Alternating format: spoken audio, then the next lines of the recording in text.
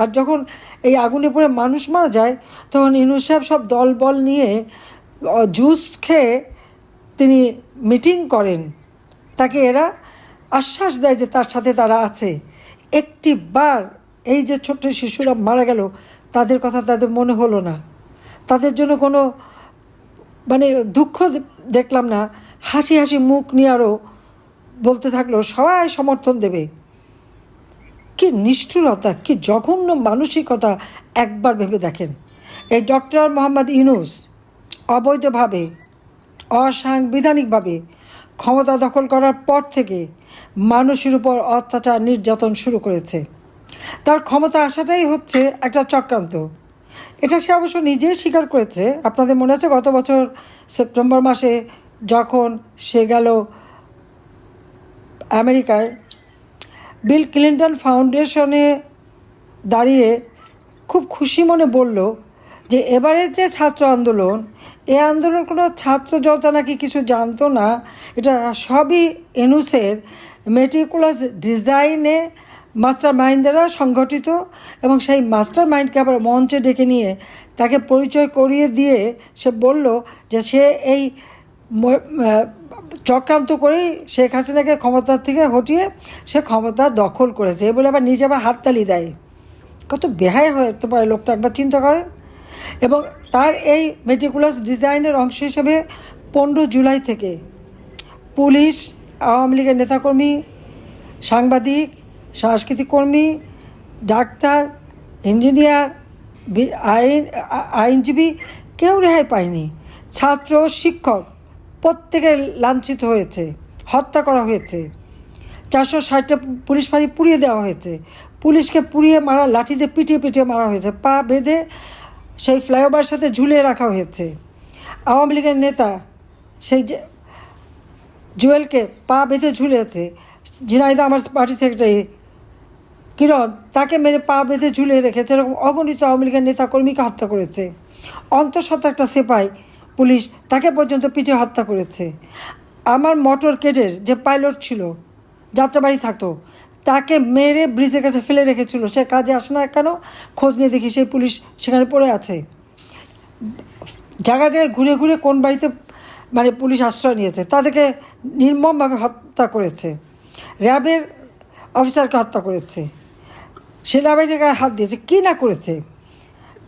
বাংলাদেশ বেতার, বাংলাদেশ টেলিভিশন থেকে শুরু করে সড়ক ভবন, সেতু ভবন, দুর্যোগ মন্ত্রণালয় ভবন থেকে শুরু করে সব জায়গায় আগুন দিয়েছে। মানুষ ছাদে যে আশ্রয় নিয়েছে, হেলিকপ্টারে করে করে তাদেরকে আমরা উদ্ধার করেছি। বেসরকারি ইন্ডাস্ট্রিতে আগুন দিয়েছে, তারা সব ছাদে উঠে আমাকে ফোন, চিৎকার, কান্নাকাটি, হেলিকপ্টার পাঠিয়ে তাদেরকে আমার উদ্ধার করতে হয়েছে। এই যে ঘটনাগুলি 15ই জুলাই থেকে যে ঘটনাগুলি তারা ঘটায়, মেট্রো রেল থেকে শুরু করে সব জায়গায় আগুন দেওয়া, পুলিশ হত্যা করা, আওয়ামী লীগের নেতাকর্মী হত্যা করা, বাড়ি বাড়ি যে হামলা করা, প্রত্যেকটা সংসদ সদস্যের প্রতিটি বাড়িতে এবং তার সমস্ত সেই সংসদ ভবন সেখানে হামলা, এবং সংসদ সদস্যদের যে ফ্ল্যাটগুলি ছিল প্রত্যেকটা তারা লুট করেছে। কি সমন্বয়ক, তারা ছাত্র, কাজে তাদের সব অধিকার আছে, যার বাড়ি যে কোনো সময় ঢুকে লুটপাট করতে পারে, আগুন দিতে পারবে। সবথেকে বড় কথা 32 নম্বর বঙ্গবন্ধু ভবন, যেটা স্মৃতি জাদুঘর হিসেবে আমরা প্রতিষ্ঠা করেছি। আমাদের 2 বোনের তো কোনো কিছু ছিল না, তারপরে তো আমরা সেটা জনগণকে দান করেছি। কেন? এই বাড়ি থেকে জাতির পিতা বঙ্গবন্ধু শেখ মুজিবুর রহমান স্বাধীনতার ঘোষণা দিয়েছেন, আর এই বাড়িতে তাকে নির্মমভাবে হত্যা করা হয়েছে। আমার মা নিজে তিল তিল করে এই বাড়িটা গড়ে তুলেছে। এমনকি আপনারা শুনলে অবাক হবেন, এই বছর আমার বাড়ির হাউস বিল্ডিং কর্পোরেশনের লোন নিয়ে করা, সেই লোনের সব টাকা কিন্তু তখনও শোধ হয়নি, কারণ 75-এর পর তো আর সেই লোন শোধ হয়নি। 81 সালে 6 বছর পর আমি যখন ফিরে আসি, হঠাৎ একদিন পত্রিকায় দেখি বাড়িটা নিলামে উঠেছে। আমি তাড়াতাড়ি ছুটে যাই, হাউস বিল্ডিং কর্পোরেশনের সাথে কথা বলি। আমি যে সবাইকে তো মেরে ফেলেছিল এই বাড়ির মালিক যিনি, তাহলে এটা এখন আপনারা নিলামে দিলেন। তাদের বদান্যতায় আমি সত্যি মুগ্ধ, কারণ তারা বোর্ড মিটিং করে তখন ওই দলিলটা আমার হাতে তুলে দেয়। এরপর আমি এই বাড়িটা বঙ্গবন্ধু মেমোরিয়াল ট্রাস্ট করে আমি আর রেহানা ট্রাস্টকে দান করে দিই। আমাদের কিন্তু ঢাকা শহরে কোনো জমি বাড়ি কিছুই ছিল না, থাকার জায়গাও ছিল না। আমি তো যাযাবরের মতো থাকতাম, ফুপুরদের বাড়ি থাকতাম, ছোটো ফুপুর বাসায় যে থাকতাম। তারপর এই বাড়িটা পর্যন্ত আজকে ভেঙে গুড়িয়ে দিল, যে বাড়িতে তখন আমার বাবার রক্তের দাগ, বুলেটের দাগ, যেটা ছিল একমাত্র আমাদের সান্ত্বনা, সেটা ভেঙে গুড়িয়ে দিল। কী অপরাধ ছিল? স্বাধীনতা ঘোষণা দিয়েছে, এটা অপরাধ? সেই ভেঙে আবার বুলডোজার দিয়ে যেদিন ভাঙলো, আগে দিল আগুন, পরে বুলডোজার দিয়ে ভাঙলো 6 ফেব্রুয়ারি। আপনারা দেখেছেন সেখানে সেই এক পতাকা, বোধহয় হিজবুত তাহরির পতাকা উড়িয়েছিল ওই বাড়িতে, ওই বাড়ি ভেঙে দিয়ে। এদেরকে কে নিয়ে এসেছে? ডক্টর ইউনূস। সে তো জঙ্গিদের সমস্ত মুক্ত করে দিয়ে তাদের সহায়তা ক্ষমতা দখল করেছে। জনগণের ম্যান্ডেট নিয়ে তো আসেনি। নির্বাচনে দাঁড়ালে সে কি জিততে পারবে? জীবনেও পারবে না। সে সংবিধান মানে না, আইন মানে না। গ্রামীণ ব্যাংকের আইনে ছিল 60 বছর বয়স পর্যন্ত কেউ এমডি থাকতে পারবে, সে কোনো আইন মানে নাই। তার যখন 70 বছর বয়স হয়ে গেছে, তখনও তিনি এমডি পদ ছাড়বে না। কেন ছাড়বে না? টাকা, এমডি থাকলে সব টাকা নয় ছয় করতে পারে, সেই কারণে। এবং গত আপনারা দেখেছেন গোপালগঞ্জে যে ঘটনা ঘটালো 16 তারিখে, আপনারা একবার চিন্তা করতে পারেন। সে গোপালগঞ্জে যে জাতির পিতা বঙ্গবন্ধু সম্পর্কে এই 2 দিনের ছোকরারা, ওরা যখন গ্রাম থেকে আসে ছাত্রলীগে স্থান করে নিয়েছিল, তখন তো বঙ্গবন্ধু শেখ মুজিবের নামে কত মিষ্টি কথা। অনেকে তো আমার গণভবনে যাওয়ার সাথে ছবিও তুলেছে, তাও আছে। এখন তারা ওখানে যে বঙ্গবন্ধু সম্পর্কে আজে বাজে নোংরা কথা বললে কোন মানুষটা সহ্য করবে? তখন যারা হামলা দিয়েছে, তার সাথে ডক্টর ইউনূস, সে সেনাপ্রধানকে ফোন করে এবং জিওসি 55 ডিভিশনে ফোন করে এদেরকে পাঠিয়েছে তাকে উদ্ধার করতে। আর এই উদ্ধার করতে যে ওই সেনাবাহিনী কি নির্মমভাবে গুলি করে সেখানে আমাদের কত নেতাদের হত্যা করেছে। এই ইমন, দীপ্ত শাহ, রমজান, সোহেল এবং আরাক রমজান সহ এদের সবাইকে নির্মমভাবে হত্যা করলো। এবং একটা ছেলে, দীপ্ত তো একটা দোকানে কাজ করতে বেরিয়ে এসেছে, তাকে গুলি করে মাটিতে ফেললো। শেষে বুট দিয়ে তার গলায় আপনারা দেখেছেন কীভাবে গলায় চাপা দিয়ে তাকে টেনে হিসে কয়েকজন মিলে, ওইরকম একটা শুকনা ছোটো বাচ্চা ছেলে, তাকে কয়েকজন মিলে কীভাবে তার উপর নির্যাতনটা করেছে। তার উপরে গলায় পা দিয়ে ওই বুট দিয়ে তার গলা পাড়িয়ে মেরে তাকে হত্যা করা। আমার প্রশ্ন, সেনাবাহিনী তো জাতির পিতা বঙ্গবন্ধু শেখ মুজিব গড়ে তুলেছিলেন, আর আমি এসে তো তাদের উন্নতি করেছিলাম। এই সেপাইদের থাকার ব্যবস্থা, তাদের টিফিনের ব্যবস্থা, তাদের ডরমিটরি করে দেওয়া, তরুণ অফিসার যারা, তাদের জন্য ফ্ল্যাট বাড়ি নির্মাণ করে উন্নতভাবে থাকতে পারে সে ব্যবস্থা, তাদের গাড়ি কেনা, তাদের জমি কেনা, বাড়ি কেনা, সব ব্যবস্থাই তো করে দিয়েছিলাম। বেতন, কত বেতন আমি বাড়িয়েছিলাম। আমি 123 ভাগ বেতন সকল সরকারি কর্মচারীদের সবার সব বাড়িয়ে দিই, বৃদ্ধি করে দিই। আর সেইখানে গোপালগঞ্জের মতো জায়গায় যে সে এইরকম হত্যাকাণ্ড চালায়, এবং শুধু এখানে থামে নাই, কারফিউ জারি করে, 144 ধারা দেয়, প্রত্যেক বাড়িতে ঢুকে ঢুকে পুরুষ মানুষ কে আছে সবাইকে ধরে নিয়ে যায়। যত ইয়াং 16 বছর, 18 বছর, 14 বছর ছেলেপেলেদেরকে ধরে নিয়ে গেছে। 51 জনের কোনো খবর নাই। আমার সন্দেহ যে ইউনূস তাদেরকে মেরে গুম করে দিয়েছে।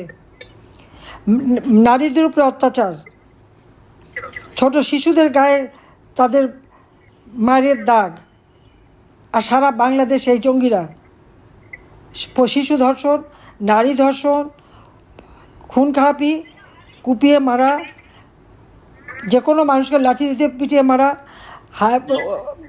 সুপ্রিম কোর্টে প্রধান বিচারপতি সহ বিচারপতিদের অপমান করা, তাদের বাড়িতে যে হামলা করা, শিক্ষকদের অপমান করা, স্কুলের শিক্ষক হোক, ইউনিভার্সিটির শিক্ষক, তাদের উপরে হামলা, তাদেরকে জোরকে পর্দা করানো। সবচেয়ে বড় কথা, খায়রুল হক সাহেব সাবেক প্রধান বিচারপতির কী অপরাধ ছিল? তাকে কেন গ্রেপ্তার করা হলো? তিনি তো আওয়ামী লীগের কোনো মামলার রায় দেয়নি। যে মামলাটা নিয়ে তারা প্রশ্ন তুলেছে, আমি জানি না, পুরনো ঢাকায় একটা সিনেমা বিল্ডিং ছিল, সিনেমা হলের নাম ছিল moon cinema hall. Ziaur Rahman অবৈধভাবে ক্ষমতা দখল করার পর মার্শাল ল জারি করে ক্ষমতা দখল করেছে, এবং মার্শাল অর্ডিন্যান্সের মাধ্যমে সে ক্ষমতা ভোগ করেছে। এবং এই অর্ডিন্যান্সের মাধ্যমেই, মার্শাল লর মাধ্যমেই, যে মূল মালিক সিনেমা হলে, তাকে বাদ দিয়ে অন্য একজনকে মালিকানা দিয়ে দেয়। তখন যে মূল মালিক সে মামলা করে, ওই মামলা দীর্ঘদিন চলতে থাকে। চলতে চলতে যখন রায়টা আসে, এখন যিনি প্রকৃত মালিক, যার হাতে সমস্ত দলিলপত্র, তাকে ন্যায় বিচার দেওয়ার জন্য, মামলা রায় দেওয়ার জন্য, তখন খায়রুল হক সাহেবের যে জাজমেন্ট বলেছেন মার্শাল ল, এটা কোনো গণতান্ত্রিক ধারা না, এই মার্শাল ল দিয়ে ক্ষমতা দখল সম্পূর্ণ অবৈধভাবে ক্ষমতা দখল, এটাই নাকি তার অপরাধ। যেটা তো বাস্তব, এটা তো বাস্তব। জাতির পিতাকে হত্যা করে তো ক্ষমতা এসেছে মার্শাল ল দিয়ে। আবার এর সাথেও সেই একই পদাঙ্ক অনুসরণ করেছে, আইয়ুব খানও তাই করেছিল। আর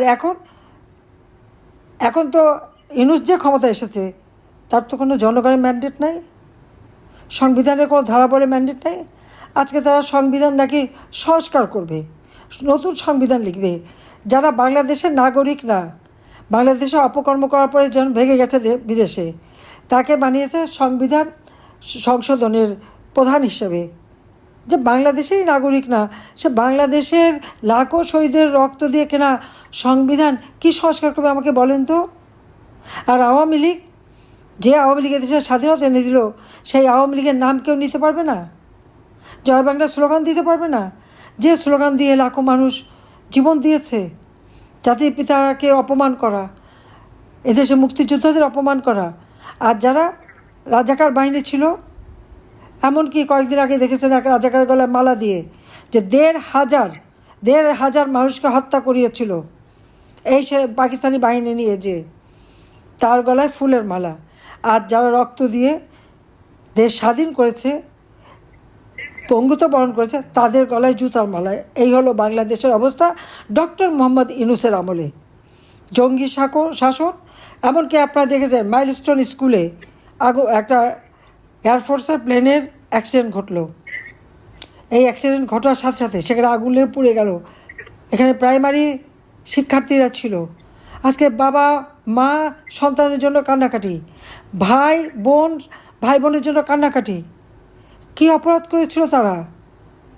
লাশের সংখ্যা কমাবে, বেশি লাশ মারা গেলে নাকি এটা ওনার ইজ্জতের প্রশ্ন।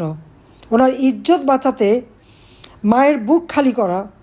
আর পোড়া হলেও তো সন্তান, আর এই সন্তান পোড়া শরীর থেকে ডিএনএ টেস্ট করে কে কার সন্তান সেটা কিন্তু আইডেন্টিফাই করা যায়। ডিএনএ ল্যাবরেটরি সব থেকে ভালো আধুনিক ল্যাব আমি বসিয়েছি, আমি করেছি। তানজিন গার্মেন্টস যখন আগুন লেগেছিল সেখানে আমরা তাই করেছিলাম। দাঁত থেকে চুল থেকে সেই স্যাম্পল নিয়ে বাবা মার হাতে তুলে দিয়েছিলাম সেই লাশ। আজকে তারা সন্তানের লাশটাও দেখতে পারল না। ডক্টর মোহাম্মদ ইউনূসের মান সম্মান ইজ্জত বাঁচাতে তাদের বস্তাবন্দি হয়ে হারিয়ে যেতে হলো। ওই ছোট্ট শিশুদের হারিয়ে গেল, বাবা মা আজকে কেঁদে ফেরে। বাবাকে কীভাবে সান্ত্বনা দেবে? শিক্ষকরা পর্যন্ত মারা গেছে সেখানে, এর জন্য কোনো জবাবদিহি নাই। আর যখন এই আগুনে পড়ে মানুষ মারা যায়, তখন ইউনূস সাহেব সব দলবল নিয়ে জুস খেয়ে তিনি মিটিং করেন। তাকে এরা আশ্বাস দেয় যে তার সাথে তারা আছে। একটিবার এই যে ছোট্ট শিশুরা মারা গেল, তাদের কথা তাদের মনে হলো না, তাদের জন্য কোনো দুঃখ দেখলাম না। হাসি হাসি মুখ নিয়ে আরও বলতে থাকলো সবাই সমর্থন দেবে। কি নিষ্ঠুরতা, কি জঘন্য মানসিকতা একবার ভেবে দেখেন। গোপালগঞ্জে গণহত্যা চালালো, আর মাইলস্টোন স্কুল কলেজে ছোট্ট শিশুরা আগুনে পোড়া, তাদের লাশ চুরি করে, মায়ের বুক খালি করে, মায়ের চোখের কান্না উপেক্ষা করে উনি ওনার ক্ষমতার ভিতটা তৈরি করলেন। এর থেকে লজ্জার ঘৃণার আর কিছু নেই। এর হাতে দেশের স্বাধীনতা, সার্বভৌমত্ব, বাংলাদেশের জনগণ নিরাপদ না। এদের হাত থেকে দেশকে রক্ষা করতে হবে। তাই যে যেখানে আছেন, যে যেভাবে আছেন, আপনাদের সবাইকেই যার যতটুকু শক্তি আছে এটা দিয়ে জনগণের পাশে দাঁড়াতে হবে। আমাদের দেশের মানুষ খুব কষ্টে আছে। দ্রব্যমূল্যের ঊর্ধ্বগতি, মানুষের জীবনে নিরাপত্তা নাই, নিরাপদে চলতে পারে না, মেয়েরা দিনের বেলা ঘর থেকে বেরোতে পারে না। এমনকি যারা আন্দোলন করে আমার পদত্যাগ চেয়েছে, সেই মেয়েদেরকে আমি আন্দোলন চলাকালীন সময় তো আমি তাদের সবসময় আমি সচেষ্ট ছিলাম। আজকে আমার বিরুদ্ধে মিথ্যা মামলা, আমার রেহানা, আমাদের 5টা বাচ্চা, প্রত্যেকের বিরুদ্ধে মিথ্যা মামলা দিয়ে আমাদের হয়রানি করে যাচ্ছে, যার যার কর্মস্থানে মিথ্যা অভিযোগ নামা দিচ্ছে। আজকে দুর্নীতি দমন কমিশনের চেয়ারম্যানকে বিমানে চাকরি করতো, তার দুর্নীতির কারণে তার সেখান থেকে সরিয়ে দেওয়া হয়, আর সে হয়ে গেছে এখন চেয়ারম্যান। আর ইউনূসের নামে যে দুর্নীতির মামলাগুলি ছিল সব মামলা প্রত্যাহার করে নিয়েছে। তার ট্যাক্স ফাঁকির মামলা সেটাও প্রত্যাহার। লেবার কোর্টে লেবারদের অর্থ আত্মসাতের মামলা সেটাও সাজা সেটাও মওকুফ। আর আমাদের বিরুদ্ধে সমানে মিথ্যা মামলা দিয়ে যাচ্ছে। প্রতিদিন একটা করে হত্যা মামলার আসামি, আমি প্রায় 450 হত্যা মামলার আসামি, আর আওয়ামী লীগের কোনো নেতাকর্মী বাদ নাই। আজ আবার শুনলাম আমাদের সমস্ত নেতাদের নাকি একটা বিশেষ জেলে নিয়ে যাবে। এ পর্যন্ত 27 জনকে জেল হত্যা করেছে, আমাদের নেতাকর্মীদের হত্যা করেছে। গতকালকেও একজনকে নির্যাতন করে হত্যা করেছে। আমি জানি না আমাদের এই নেতা, যেখানে 14 দলের নেতারাও আছে, তাদের ভাগ্যে কী আছে বলতে পারি না। আবু সাইদ, মুগ্ধ থেকে শুরু করে প্রত্যেকটা হত্যাকাণ্ড ইউনূসের মেটিকুলাস ডিজাইনেরই অংশ। তাদের হত্যা করে লাশ ফেলে লাশের উপর পা দিয়ে ক্ষমতা এসেছে ডক্টর মোহাম্মদ ইউনূস এবং তার ওই সাথী সমন্বয়করা, যে জন্য আজকে তাদের সাজোয়া বাহিনী দিয়ে পাহারা দিয়ে মিটিং করাতে হয়।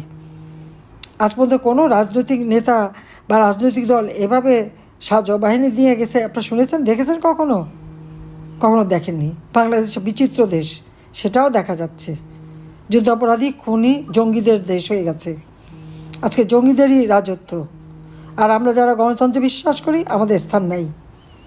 যাক, সবাই ভালো থাকেন, সুস্থ থাকেন, আর এই জঙ্গি শাসক, মানবতা বিরোধী, গণহত্যাকারী ইউনূসের হাত থেকে দেশকে রক্ষা করেন, দেশের মানুষকে বাঁচান।